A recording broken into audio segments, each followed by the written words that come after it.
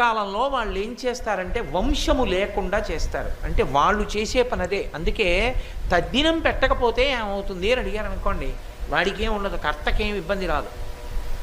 కానీ తర్వాత వాళ్ళ పిల్లలకి ఇబ్బంది వస్తుంది, కొడుకులు పుట్టరు. పితృదేవతల్ని సంప్రదిస్తాడు ఈశ్వరుడు, ఇవ్వమా కొడుకులను అడుగుతాడు. వాడు ఏం చేశాడని ఇవ్వడం, వాడికి పితృదేవతా స్థానంలో ఈ అభిమానాలు మర్యాదలు ఏముండవు. ఇవ్వక్కర్లేదని చెప్తారు పితృదేవతలు, కొడుకుల్ని ఇవ్వరిక. కర్మసంతానం ఉండదు, అక్కడితో ఆ ఇంటి సింహాసనానికి నీరాజనం ఆగిపోతుంది. ఆగిపోయి అల్లుడి గోత్రం వేరు, అల్లుడు ఈ సింహాసనం తీసుకోడు. కాబట్టి ఏం చేస్తారంటే ఆ పంచాయతనాన్ని, ఆ సింహాసనాన్ని నీటిలో కలిపేయవలసి ఉంటుంది.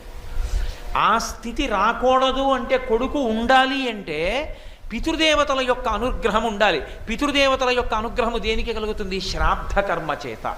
శ్రాద్ధ కర్మ అన్న మాటకు అర్థం ఏంటంటే శ్రద్ధతో చేయున్నది. శ్రద్ధ